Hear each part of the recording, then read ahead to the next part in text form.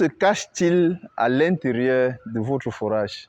Si vous êtes propriétaire d'un forage d'eau ou bien même propriétaire d'un puits d'eau aménagé, le conseil que je vais partager avec vous aujourd'hui va pouvoir vous sauver la vie, va vous garantir une santé, va vous permettre d'améliorer considérablement la qualité de votre eau. Parce que vous ne pouvez pas prendre une décision sans savoir pourquoi, sans avoir une raison.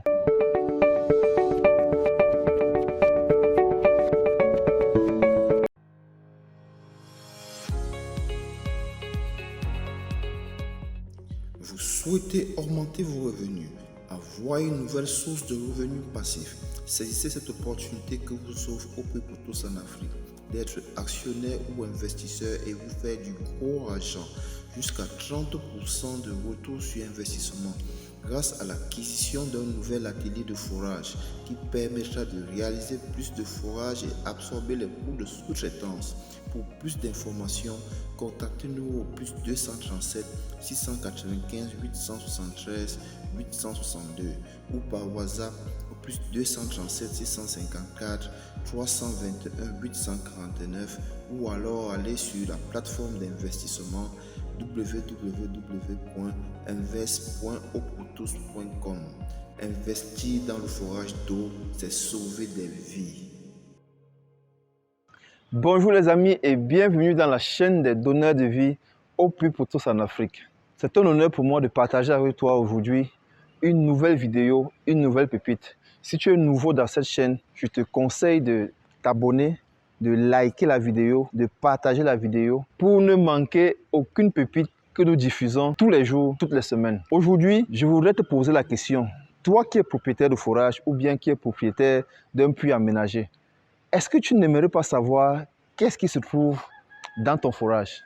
Parce qu'en fait, le forage, c'est un trou qu'on a réalisé et à chaque fois, nous utilisons l'eau qui vient de là. Mais nous ne nous sommes jamais posé la question de savoir qu'est-ce qu'il y a exactement dans notre forage. Pour te donner quelques éléments qui doivent te pousser à savoir qu'est-ce qu'il y a dans votre forage.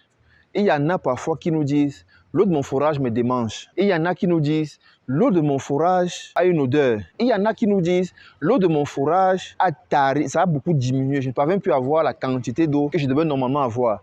Et il y en a qui disent « l'eau de mon forage me crée la diarrhée, ça me donne la typhoïde ». Pourquoi? Et à chaque fois, vous vous êtes jamais posé la question, mais qu'est-ce qu'il y a exactement à l'intérieur? Et je veux même chuchoter, il y en a qui ont des trucs au fin fond de leur forage, mais ils ne sont pas au courant. Donc, aujourd'hui, je vais t'amener voir l'intérieur d'un forage. Je vais t'amener voir l'intérieur d'un forage et dans une prochaine vidéo, je vais partager avec toi pourquoi est-ce que tu dois absolument voir ce qui est à l'intérieur de ton forage. Parce que tu ne peux pas investir autant d'argent et ne pas savoir ce qui est à l'intérieur de ton forage en permanence. Est-ce que quelqu'un est venu saboter ton forage? Tu ne sais pas. Tu ne sais pas. Il faut chercher à savoir, les amis. Donc, tout de suite, je t'amène visiter l'intérieur d'un forage et je te reviens pour te donner le pourquoi est-ce que, et tout de suite, maintenant, de savoir qu'est-ce qui se trouve exactement à l'intérieur de ton forage.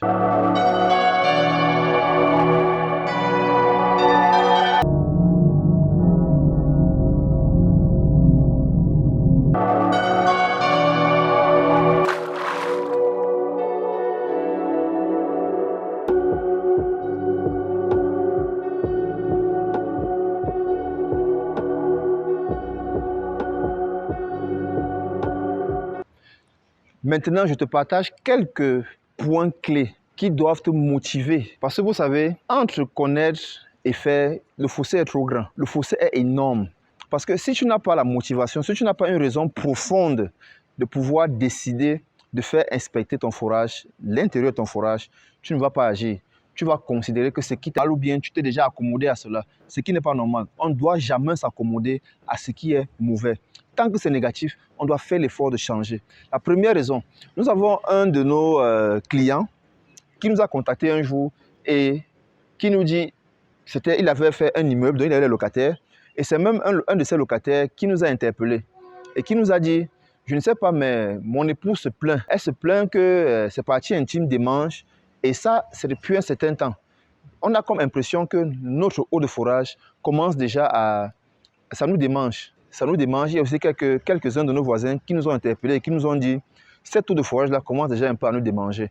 Est-ce qu'il y a quelque chose de particulier à faire? Est-ce qu'il faut faire un traitement? Est-ce que nous devons mettre des filtres? Est-ce que nous devons installer des défriseurs? Autant de questions. Comme lorsque tu arrives à l'hôpital et le médecin te demande, tu souffres de quoi? Tu te mets à dire ce dont tu souffres et le médecin commence à émettre des hypothèses. C'est comme ça qu'on fait un diagnostic. On émet des hypothèses sans toutefois aller à la base pour essayer de comprendre le fond. Le fond même, on reste sous la forme. Je ne veux pas que ce soit ton cas. Et pour que ce ne soit pas ton cas, si tu es victime du premier critère que je viens de donner, la première des choses à faire, c'est d'inspecter l'intérieur de ton fourrage. Inspecte l'intérieur de ton fourrage. Dans la petite vidéo qu'on vous a montrée d'inspection d'un fourrage, vous avez vu à l'intérieur que vous pouvez avoir des croûtes là qui se sont accrochées déjà sur les parois du tubage qu'on a capté l'eau avec. Vous pouvez avoir même des dépôts au fond, des dépôts. Vous pouvez avoir des objets au fond qui sont des objets extérieurs au fourrage. Vous pouvez avoir des crépines bouchées, autant de choses. Donc, juste appeler une entreprise de venir développer, c'est-à-dire de venir entretenir votre fourrage, ce n'est pas suffisant. Pourquoi? Parce que si on a déposé, s'il y a quelque chose à l'intérieur de votre fourrage et qu'on vient de développer, ça ne va pas sortir. Ça va rester au fond, ça ne va pas sortir. Or, si on sait déjà qu'il y a quelque chose au fond, on va trouver les voies et moyens pour pouvoir ôter ça de votre fourrage. Ça, c'est le premier critère. Le deuxième critère, c'est si tu constates que ton eau te produit déjà des maladies. Les enfants souffrent de mal de ventre, les enfants souffrent de diarrhée, les enfants souffrent et toi-même, tu es victime de typhoïde. Ne cours pas directement pour faire l'analyse physico-bactériologique. Parce que si au départ, tu n'étais pas victime de ça, pourquoi est-ce que tu dois être victime de ça maintenant? Pourquoi? Donc, première des choses, inspectez l'intérieur de ton fourrage. Vous savez les amis, je sais que c'est un peu nouveau pour beaucoup de personnes. Pour nous qui sommes ici en Afrique, c'est sûrement un peu nouveau. Mais ceux de l'autre côté qui sont un peu plus avancés et qui sont plus prévisibles, très prévisibles dans leur manière de vivre, ils ont compris ça depuis. Ils ont compris ça depuis. Et n'oubliez jamais, il y a un de nos artistes qui a dit, il ne faut jamais avoir honte d'imiter le bon exemple. Donc nous, on va copier ce qui est bon là-bas et on va implémenter chez nous. C'est pour ça que je vous offre ce service-là. Parce qu'il y a longtemps que je suis au courant de ça, mais je ne voyais pas exactement la portée, jusqu'à quel niveau est-ce que ça pouvait aider la communauté. Donc, inspecte ton fourrage. Dès lors que tu as inspecté le fourrage et qu'on peut voir maintenant quelles sont les causes, qu'est-ce qui empoisonne l'eau, qu'est-ce qui pollue l'eau, on va intervenir.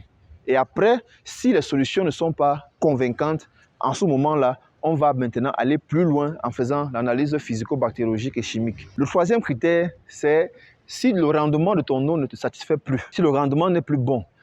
Si d'habitude, ta cuve qui faisait le plein en moins de 30 minutes, tu faisais le plein en moins de 20 minutes, aujourd'hui, tu trimes à faire le plein en 1 heure de temps. Ça veut dire en fait que le ravitaillement de ton fourrage est en train de diminuer. Et pourquoi le ravitaillement diminue? Peut-être que tes crépines sont colmatées. Et maintenant, pour savoir que tes crépines sont colmatées, qu'est-ce qu'il faut faire? Inspecte le fourrage, mon ami. Vas-y, inspecte le fourrage. Ça ne coûte pas grand chose. C'est moins de 150 €. Et tu sauras pourquoi est-ce que je suis victime de ceci ou de cela. Le quatrième critère, mon ami, la préoccupation, voilà. Je t'explique la préoccupation d'un de nos confrères qui est en Côte d'Ivoire et qui a sollicité nos services.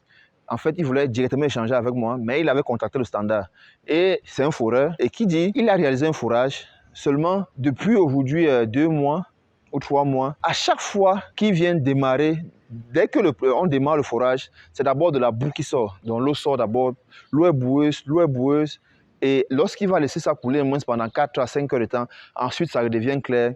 Et lorsqu'on va arrêter, si on relance, le même phénomène se produit. Donc cette partie-ci, c'est vrai, ça s'adresse aussi aux propriétaires de forage, mais ça s'adresse aussi plus aux entreprises ou bien aux foreurs. Ça peut bien être, vous pouvez être victime d'un déboîtement de tubage à l'intérieur du forage, ou bien le forage n'a pas été suffisamment développé, ou bien le forage n'a pas été suffisamment soufflé ou développé. C'est qu'il y a 2 moyens de développer. On peut souffler à l'air et on peut développer à l'air, on peut développer à l'eau. Donc, si vous êtes victime de ce genre de situation-là, la solution idéale, mes amis, inspecte le forage. Inspecte le forage. Inspecte le forage. Donc, voilà ce que je voulais partager avec vous. Je vais vous revenir avec une autre pépite magnifique. Une pépite que vous deviez suivre. Et c'est vous. Étant donné que ce sera quelque chose qui va toucher directement, qui va vous concerner directement. Je peux déjà vous donner le thème. Ce sera comment est-ce que tu peux faire pour réaliser ton forage d'eau. Et écoutez-moi bien, pour ceux qui sont en Afrique, comment tu peux faire pour réaliser ton forage d'eau avec 500 000 francs. Ce sera une vidéo qui sera étalée en 3 parties. Et c'est vous qui allez décider la fréquence avec laquelle la vidéo complète vous sera diffusée. C'est vous qui allez décider. Et ce n'est pas que vous allez décider en payant de l'argent, non. Juste en mettant des likes. C'est tout. Je vais vous expliquer ce qu'on n'a jamais expliqué. Vous pouvez fouiller dans tout YouTube. Vous pouvez fouiller partout. On ne vous a jamais expliqué ces détails-là. Comment vous pouvez faire pour qu'avec 500 000 francs, 500 000 francs, je pense qu'on est autour de 800 euros. 800 euros, comment tu peux exécuter ton fourrage avec? Où que tu sois en Afrique subsaharienne, où que tu sois, c'est la pépite que je vais vous partager. Et très bientôt là, très bientôt. Reste connecté, abonne-toi, partage la vidéo, like la vidéo et le meilleur reste à venir. C'était Constantin Salonia. Ciao, ciao.